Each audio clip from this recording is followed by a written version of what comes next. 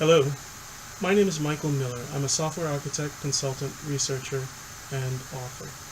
To read my published articles, you can go to independent.academia.edu/Piaget Modeler.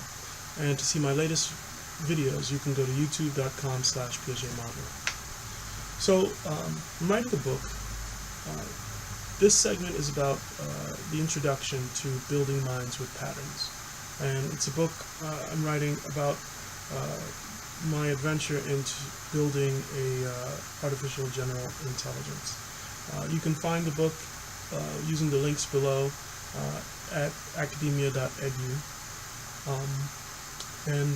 This segment is about the introduction. So, one of my favorite quotes is by Henry Ford, and it's about decomposition of problems. He said, "There are no big problems. There are just a lot of little problems." And that AGI, artificial general intelligence, or building a cognitive system, seems like a huge problem. But I think that if we take it in small bites, if we take it and decompose the problem into several sub-problems, we might find that each of the sub-problems are manageable and solvable. So, the book itself, Building Minds with Patterns, is about building a artificial general intelligence, or a cognitive system, or a computational mind. But we're going to do it from a very practical computational perspective. There may be many debates about what a mind is, what constitutes a mind, and whether or not a mind will have psychological or biological similarity to our minds. But we're going to kind of sidestep all of those philosophical debates and try to do something very simple and straightforward. And we're going to say that a mind itself is a process that receives stimuli and produces actions. So it's a very basic definition, but hopefully that will get us down the path that we need to be. Now, Paul Rosenbloom wrote an article, and I'll provide a link below, in 2009, and he made a distinction between cognitive architectures. He talked about uniformity-first architectures and diversity-first architectures. And so the former uniformity-first architectures are architectures that are simple and elegant. And diversity-first architectures are architectures that are specialized, synergistic, coherent, and complex. And he points to the SOAR architecture by Laird, Newell, Rosenbloom et al. From 1987 as an example of a uniformity-first design, where it's very simple, very elegant. And he looks at the ACDAR architecture by Anderson et al. Circa 2004 as an example of a diversity-first design. So,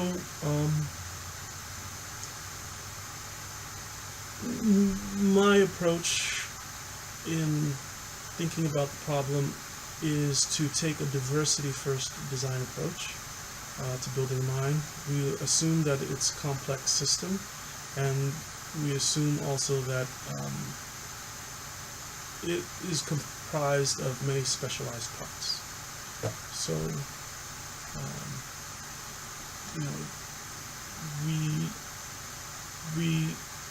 I think that there are distinct phenomena that occur in the mind, like daydreaming, deliberation, learning, and that those phenomena can be replicated to some extent by design patterns, which are implemented as a set of collections of specialized modules. So,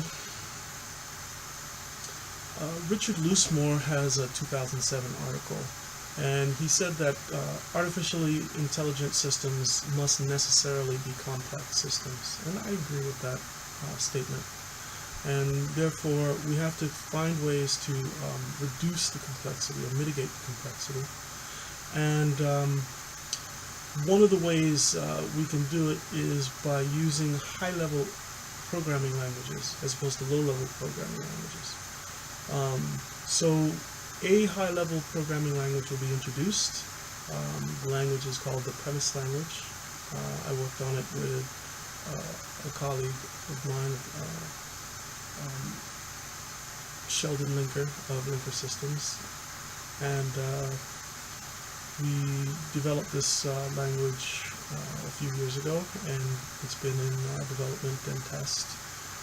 And we're going to use that language to code the various modules needed for the cognitive system that we're building, for the mind that we're building. A couple other points is that the architecture that we're going to promote or develop is going to be what we call structuralist and constructivist. So structuralist means that we're going to employ cognitive structures which are going to be manipulated by the system. So these cognitive structures are going to be our basic representation for the system. It's going to be our knowledge structure, and that's the system, the knowledge that the system is going to manipulate. And then constructivist means that the system will construct and evolve a mental model built from the cognitive structures through its ongoing interaction with the world. So there are other points to be made, but Christian Thoresen had a very good article in 2012, and he talked about the differences between the constructivist and constructionist system. And constructionist system, in his definition, is one where you have to specify the program and everything involved. And a constructivist system is a self-organizing system where you specify a metaprogram, and the metaprogram builds your programs. So I thought that was a very interesting and important distinction. Finally, I think the importance of this work and the contributions, if it's successful, because this is a hypothesis, and we're testing the hypothesis by actually building the system.